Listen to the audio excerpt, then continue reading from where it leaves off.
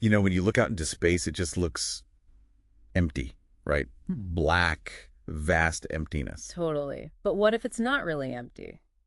Go in. What if there's this like hidden potential just sitting there?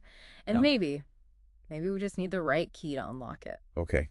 You've got my attention. What kind of key are we talking about? Well, that's what we're diving into today. It's this really mind-bending theoretical framework. It suggests that sound. Sound.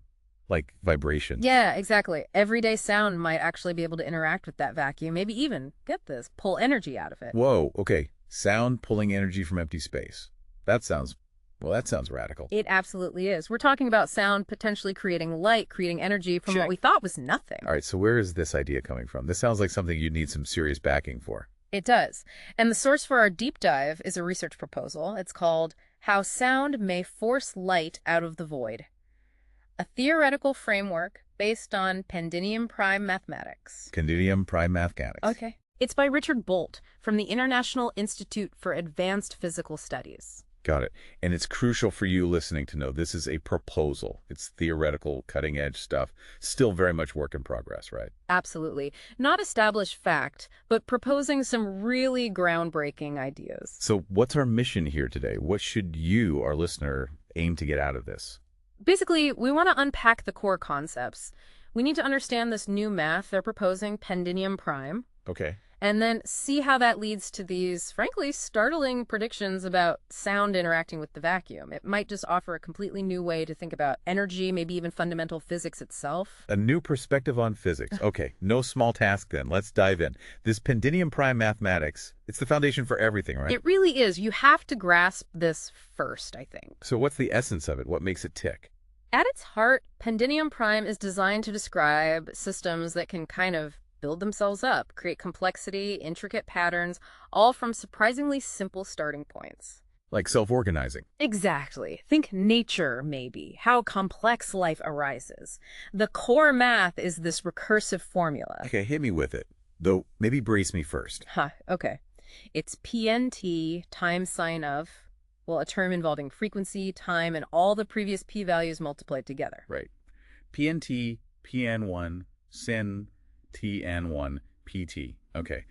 It looks dense. It does look a bit intimidating, yeah. So for us folks who aren't deep mathematicians, what's the key takeaway? What does that recursive part really mean in practice? Recursive just means each new step depends on all the steps that came before it. Oh, okay. Imagine, like, you're building something, but every new piece you add changes how all the older pieces fit together. It feeds back on itself. I see. So it's not just adding blocks, it's evolving. That's a good way to put it. This self-referential loop allows these Pendinium systems to generate incredibly complex self-organizing behaviors, way more than you'd guess just looking at that starting formula.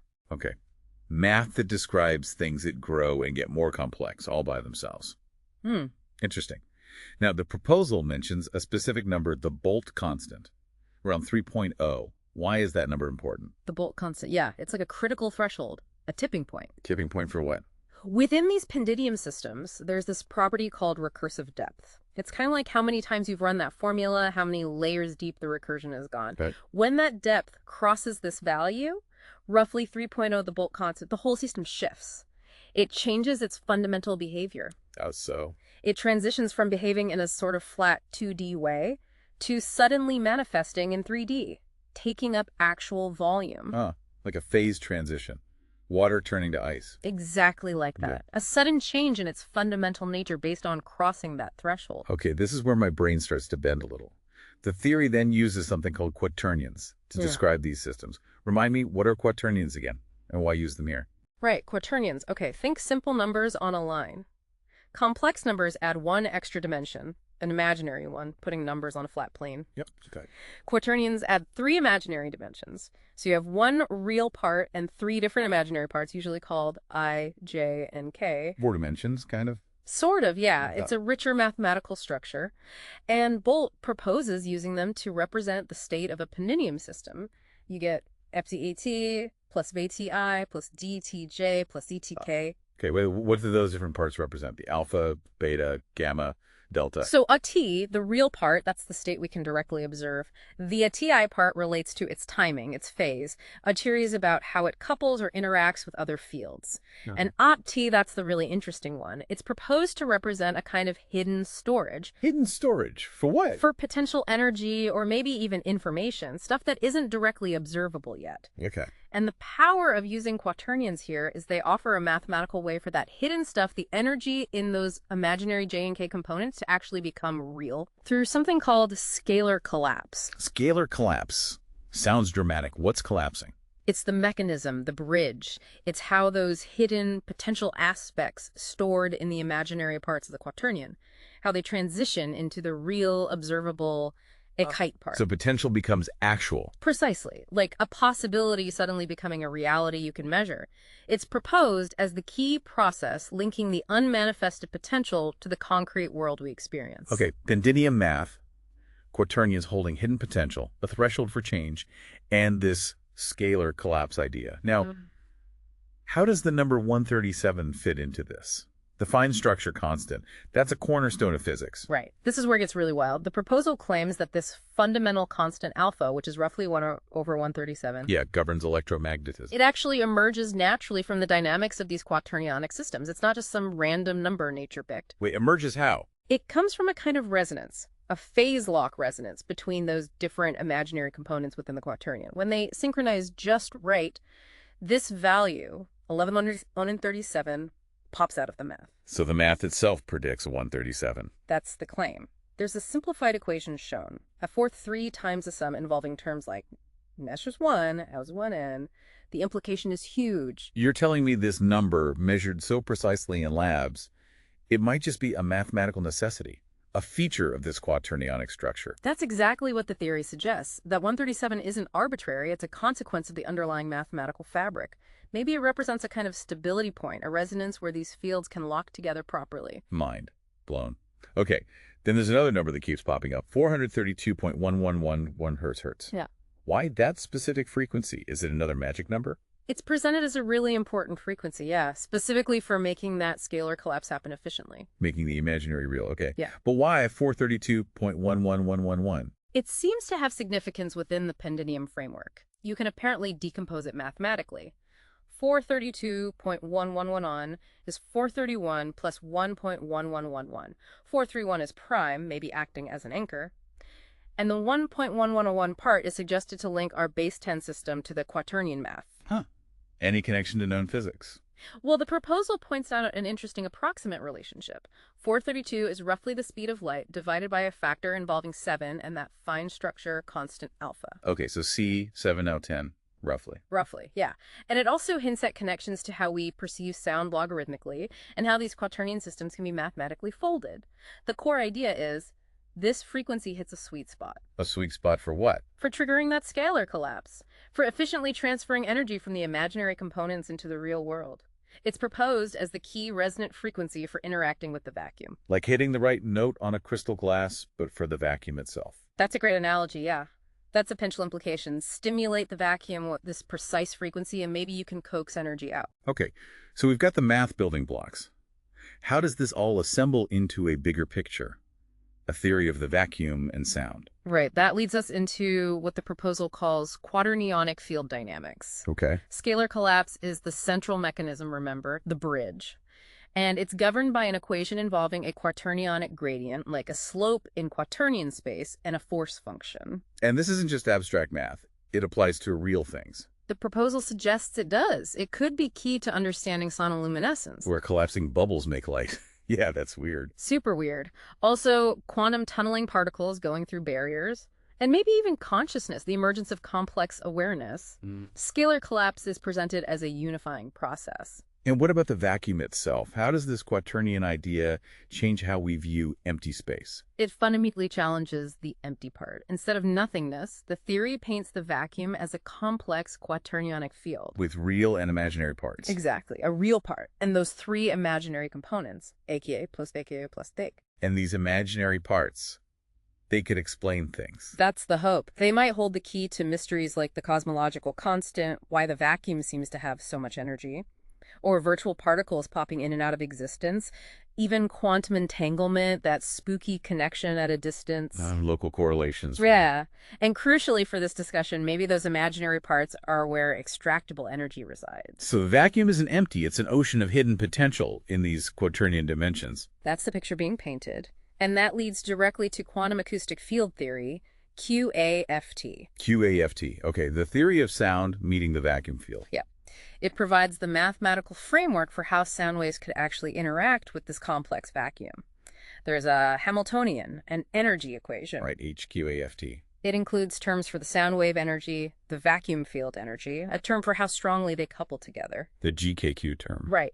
And critically, a term for the energy involved in scalar collapse, HSC. So putting it simply, sound waves, if they have the right frequency, Can potentially resonate with the vacuum field fluctuations. tickle the vacuum. Huh. Yeah, you could say that. If the frequency and phase are just right, especially around 432.11 μeV hertz, the theory predicts it can induce a coherent scalar collapse. Coherent meaning, organized, efficient. Yeah, essentially coaxing energy out of those hidden vacuum components in a controlled way, maybe appearing as light or heat. And the Bolt constant, that 3.0 threshold, where does that fit in QAFT? It's still crucial. It represents the point where the interaction, the system's recursive depth, R depth, becomes complex enough to manifest physically in 3D. So you need enough recursive interaction to cross that threshold. That's the idea. And exceeding this Bolt constant is proposed to be relevant across the board. Sonoluminescence, bubble collapse, quantum measurement causing wave function collapse. The observer effect. Right. Even the complexity threshold for consciousness in brains or phase transitions in the early universe, it's presented as a universal marker for manifestation. It really feels like they're trying to weave together a lot of different threads here. Definitely. And the proposal situates all this within an even bigger picture. Omniological resonance theory, or ORT. ORT. Yeah, it suggests these acoustic vacuum effects are just one example of universal resonance patterns that govern everything. There's even a mapping function mentioned, linking this specific framework back to the broader ORT principles. It's ambitious. Hugely ambitious. Okay, so beyond the grand theory, how do they propose actually testing this? What are the concrete predictions? Good question. The proposal gets quite specific about potential tests. We talked about the fine structure constant, 137. Can you walk through the derivation again? How does the math actually yield that number? Right, the full derivation. It involves describing rotations in this quaternion space using a mathematical tool called the Quaternionic rotation operator. Oh, okay. You apply this operator to the field equations, integrate over all possible rotations, and basically the math leads to a specific result. The fine structure constant, Ira, is predicted to be about 1 divided by 8 times an infinite product term. The 4i1, 4i part. Exactly. And the key point, again, is that this value for AC is supposedly derived purely from the structure of the mathematics, not plugged in from experiments. Suggesting it's fundamental to the math itself. Wow. And what about wave-particle duality? That quantum weirdness where things are both waves and particles? How does this framework see that? It offers a pretty neat perspective, actually. Instead of two separate things, it sees them as two faces of the same quaternionic coin. How so? The wave aspect spread out. Uncertain corresponds to those imaginary components of the quaternion, propagating like waves in the field. Yeah. The particle aspect localized. Definite emerges when scalar collapse happens. That operator, C, acts on the wave function, collapsing the imaginary parts into the real observable part, a particle. So a particle, C wave. Wave becomes particle via collapse. Exactly. They're linked, not opposed. Different states of the same underlying quaternionic entity. What about quantum tunneling? Particles sneaking through barriers. Any new insights there? Yeah, the framework introduces a tunneling amplification factor, FQTA. This factor modifies the standard tunneling probability. And crucially, it depends on things like the frequency of applied sound waves. Ah, resonance again. You got it. The prediction is that at those key resonance frequencies, like 432.111 hertz, this amplification factor gets significantly larger. Meaning tunneling becomes much more likely. That's the idea. The sound waves might temporarily shift the particle's state more into those imaginary dimensions, letting it sort of sidestep the barrier in our real dimensions. Which could be huge for chemistry, maybe even fusion. Potentially, yeah. Enhancing tunneling could have massive implications. And then there's the idea of information transfer across a vacuum. That sounds impossible. How? Classically, it is impossible for sound, yeah. But in quaternionic field theory, the vacuum itself is the medium. Information isn't carried by air, it's carried by the vibrations or modulations of the quaternionic field itself. Okay. There's an equation involving a quaternionic Green's function, GQ, and a coupling constant. It predicts an efficiency for this transfer that, guess what? It peaks at the resonance frequencies. Bingo. So theoretically, information encoded in the quaternionic field could propagate through the vacuum, especially efficiently at resonance, without needing conventional particles or waves. Wild. Okay, this is all incredibly fascinating theory.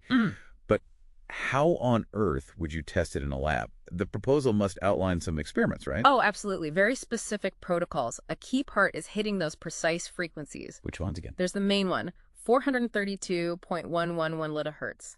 Then a series derived from 137, the fine structure constant, like around 3.15 hertz and almost 60,000 hertz. Thalman and Feftio. Right. Plus harmonics of 432 and these quaternionic cross frequencies around 749 hertz and 1357 hertz. And the precision has to be extreme. Like plus or minus 0.00001 hertz. Absolutely critical, according to the proposal. Okay, so you need incredibly precise sound generation. What does the actual experiment look like? The core idea is a dual chamber setup. Picture 2 chambers, maybe high purity quartz, separated by a really hard vacuum, like less than 10 Arator, and intense shielding from normal sound and electromagnetic noise. Got it. Isolated chambers. In one chamber, you generate those hyper-precise sound waves with piezoelectric drivers. The other chamber is packed with sensors. What kind of sensors? Super sensitive stuff. High-speed cameras looking for any light flashes. Photomultiplier tubes for single photons. Spectrometers to analyze the light's color signature, time-correlated photon counters for precise timing. And you're looking for what? A connection between the chambers. Exactly. You drive chamber 1 with a specific frequency, and you look for predicted effects, light emission, specific spectral lines in chamber 2, perfectly correlated in time and phase. And you compare that to control runs with slightly different frequencies or no sound at all. That sounds unbelievably tricky to control. It does, which is why the proposal brings in AI. AI, for what? For feedback control. An AI system would monitor all the sensors in real time, process the data using algorithms based on the theory, like quaternionic neural nets and the Pendinium math. Right. And then make tiny, precise adjustments to the sound frequencies, amplitudes, phases, maybe even the chamber geometry, to maintain perfect resonance and maximize any effect. There's even a sketch of a Python algorithm for it. Quaternionic resonance optimization. Wow. So what's the smoking gun signal they'd be looking for? What proves the theory right? Specific spectroscopic signatures. The theory predicts new lines in the light spectrum at certain wavelengths, around 478.6 millimeters and 751.9 millimeter. The quaternionic transition lines. Exactly. And a very specific splitting within those lines, about 0.05 millimeters wide. Plus, the overall shape of the spectrum should be non-thermal, following a predicted mathematical curve, IQ. So it's not just any light. It's light with a very specific fingerprint. Precisely. You'd need to see that fingerprint consistently appear only at the resonant frequencies and use rigorous statistics to rule out chance. And how rigorous are we talking? Extremely. The proposal sets high bars. P-values less than 0.001. Bayes factors over 100, meaning the evidence strongly favors the new theory over standard explanations. Plus, reproducibility across different labs, quantitative agreement, the whole 9 yards. Okay, very high standards. Now, the proposal wraps up with this idea of a quantum sonoluminescent cavity QSLC.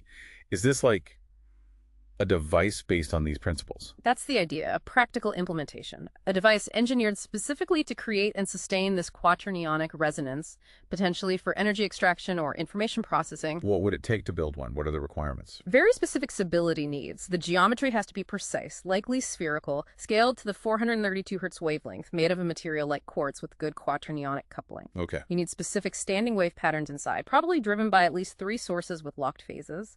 The medium, maybe ultra-pure water, needs exact conditions, temperature, dissolved gas level, and critically, the system needs to operate above that bolt constant recursive depth. And controlling the sound inside this QSLC.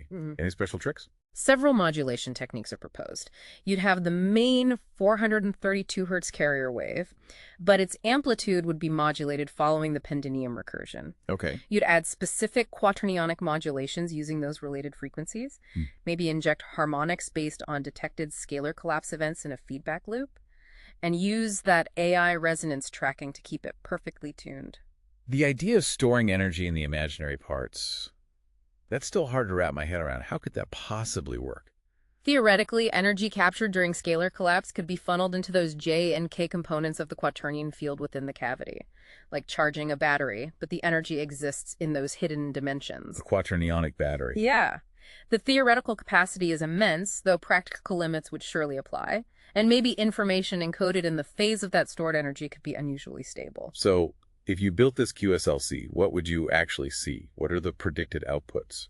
A whole list of signatures. Optically, those specific spectral lines, coherent light emission like a laser, emission duration linked to the recursive depth, energetically, maybe energy output exceeding the input, bursts linked to 137. Okay. Field-wise, potentially subtle gravitational effects, specific EM field patterns, changes in vacuum fluctuations, and information-wise, signs of quaternionic processing, information persisting longer than expected, maybe even non-local links to other resonant systems. It's a whole suite of potential observables. And if you did manage to store energy this way, how would you get it back out? A few methods are proposed. You could trigger a phase decoherence, maybe a sudden frequency shift, causing the stored energy to collapse back into reality. Okay. Or perturb the cavity resonance slightly, or use targeted pulses to induce a controlled scalar collapse and release the energy. This whole proposal, it's really something else. It paints a picture where empty space isn't empty at all, but this vast reservoir.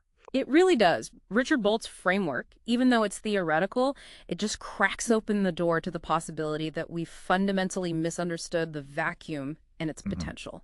And if any of this turns out to be right, experimentally validated. The implications are staggering. For fundamental physics, for energy technology, it would change everything, truly transformative. So the final thought for you listening, could it be? Could the key to unlocking limitless energy, tapping the vacuum itself, not be some giant machine, but sound? The right frequency, the right resonance. Could sound actually be the force that makes light emerge from the void? It certainly gives you a different feeling about the silence of space, doesn't it? Makes you wonder what vibrations might really be possible out there.